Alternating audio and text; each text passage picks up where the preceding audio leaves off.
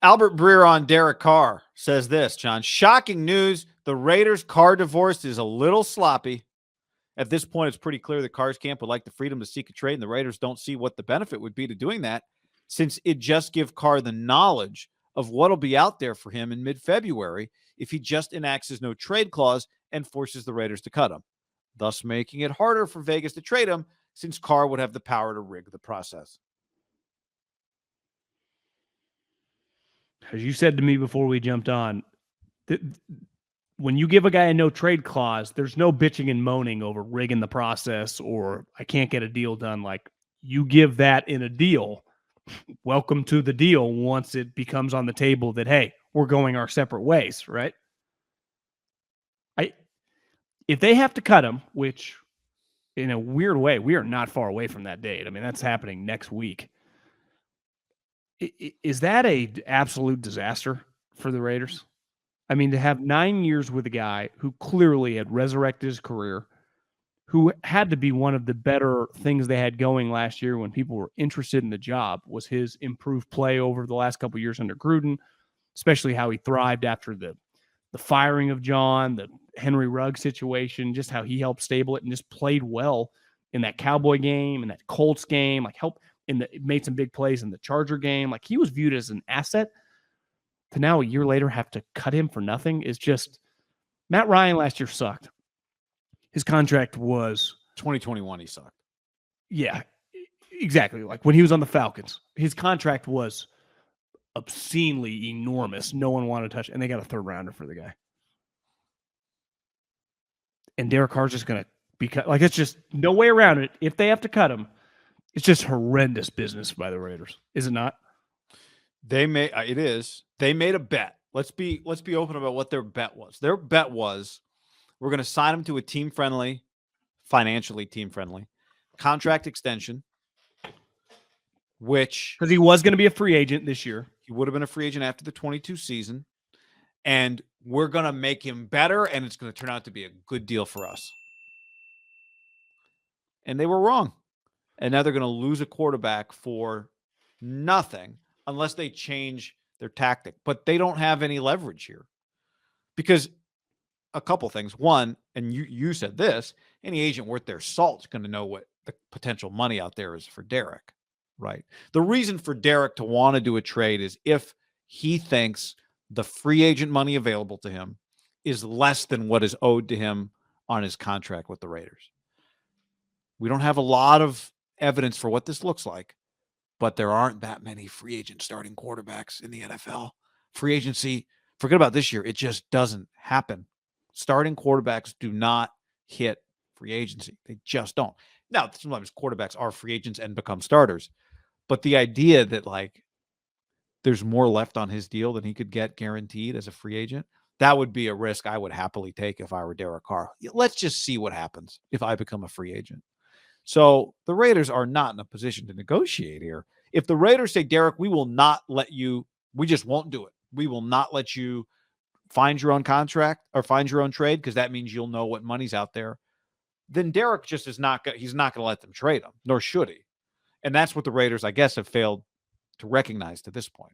Well, obviously, there's a give and take with any contract negotiation. I'd argue in any walk of life.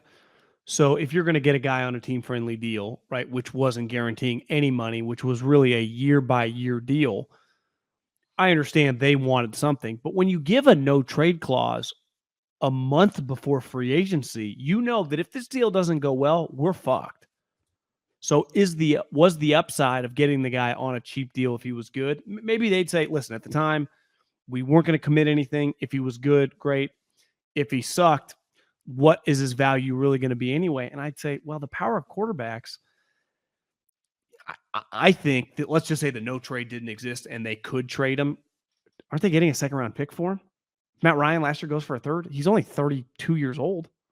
Never been in trouble. Just a stable guy.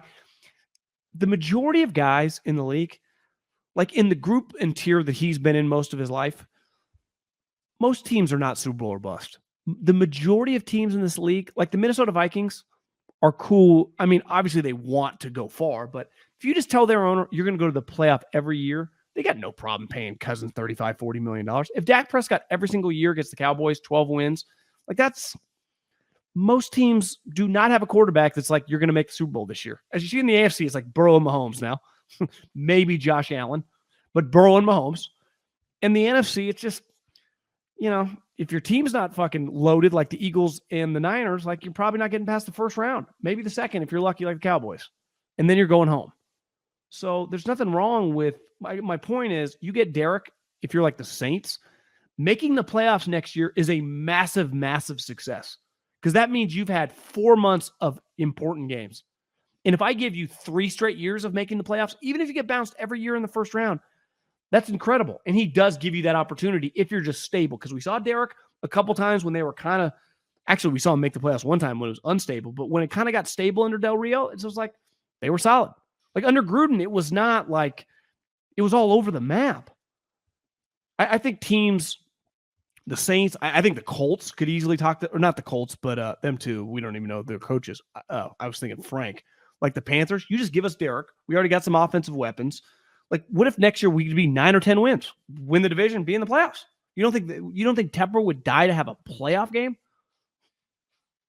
Also, if you're like the Saints, you just invested an 11th overall pick in Chris Olave. Like, I know one thing, Derek's not won a playoff game as a starter, but he's had receivers that have put up huge numbers, right?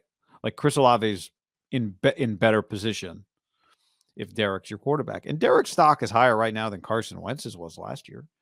And now the Wentz trade was unique because there was like multiple picks in that trade, but it was basically Carson and a second and a 7th for a second and a 3rd.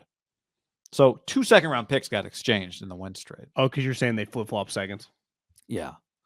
But the point is, like, that's basically saying he's worth. But Carson had the stigma of like the people don't even like him. It wasn't to me. It wasn't even close. Frank Reich they'd already tried a reclamation project. It'd gone terribly. So I don't think there's any question that there would be a second-round pick out there for Derek. Now, is Derek more likely to go somewhere and be the starter for the next 3 years, or more likely to be a backup in a year? 3-year starter. 100%. And I don't think you could say that about Matt Ryan and Carson Wentz when they were traded.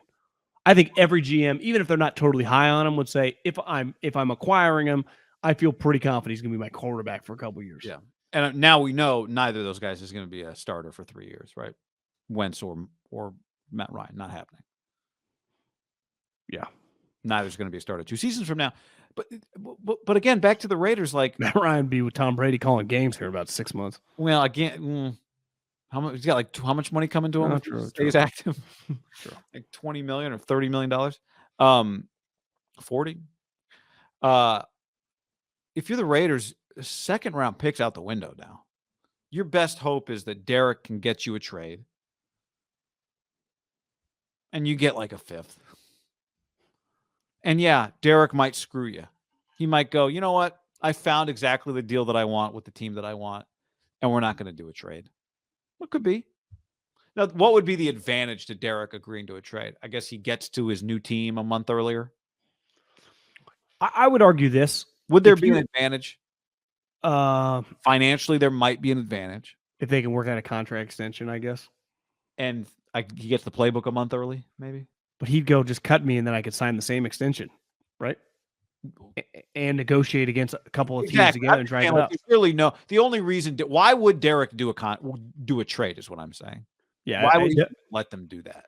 To me, the only way, guy, this is not an utter disaster if they have to cut him, is that if Tom Brady or Aaron Rodgers are starting quarterback. Then at the end of the day, you'd be like, it was all worth it, whatever. We ended up with one of those 2 guys, our wins bright lights, our Elvis, Celine Dion, Garth Brooks, our star, come to Allegiant.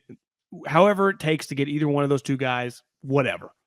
But if you don't, and it's looking very, it's going to be difficult to land both. One guy, you're going to have to talk him out of his family issue and move across the country. And the other guy would just take a lot of compensation, probably, right? You're not just, last year to get Devontae took a 1 and a 2. We know quarterbacks are just more powerful. I don't care if he's threatening to retire. If I was them, the starting would be like 2 1s, right? For a 39-year-old. And that's risky because the guy could quit ayahuasca. He might just be a 1-year deal. Yeah. So you just got to end up with one of those 2 guys. If you don't, I don't see how it's not a disaster unless you get lightning in a bottle and hit some quarterback. But as we've seen year in, year out, consistently guys in the first round do not turn into very good players. Yeah, it's no different than saying from like just using you can use any team as an example.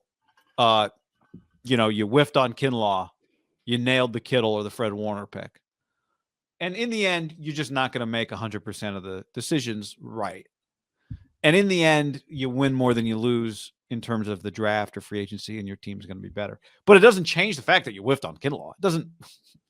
Yeah. Right. So if the Raiders screwed this thing up when they gave Derek an extension, now with hindsight, we can say that they did it wrong, because otherwise they could tag him and trade him.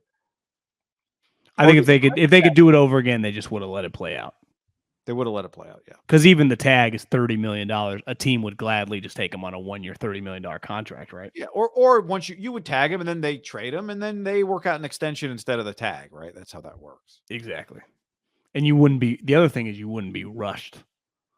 You could do it up until the date. Is there a team that lost? Because you would say right now, you wouldn't. Oh, yeah, they are rushed. There's a finality to this that's right around the corner that other teams, like the Lamar situation with the Ravens, I'm sure they're working on it, but they got time. We got another 35 days to franchise tag him or whatever. Well, is there one other choice for the Raiders, which is to keep Derek on their roster past February 15th? But then you got to pay him the $33 million. Oh yeah, you have to pay him. Yeah. You can't. The idea is you wouldn't. It's not worth paying. If it was pay him $5 million and you thought you could get a first for him, you might do that. You might say, "I'm going to pay Derek $5 million cash right now, knowing I can trade him for a first round pick later. I'm basically buying a first round pick for $5 million." You can't justify benching him and cutting him a $33 million check on February 18th. No, because you can't. Now, if you told me you were going to get 2 1s for Derek, you go, all right, let's pay $15 million per first round pick. An owner with the deep pockets might justify that, right? Yeah. Like, let's say February 15th, the Packers had to pay Aaron Rodgers $30 million. They might do that over cutting him because they're going to trade him for 2 1s and they're buying 2 first round picks. In theory. It's more complicated than that. But no, you would not. You're not getting that. And Mark, you'd have to find the $33 million somewhere. Part of the reason for benching him, right, was injury, the money, which I don't blame them for doing. Then he played in the Pro Bowl. Yeah. My toe. Yeah. Can you flop in the Pro Bowl and get an injury guarantee? I guess you'd have to see their doctor. But then you'd be stuck on the team. Part of it, you want to get the hell out of there. That's true. You just be like, back pain. They're like, we're not seeing anything on the MRI. I don't know what to tell you. Back pain. Pay me. And then when you get traded, your back pain clears up.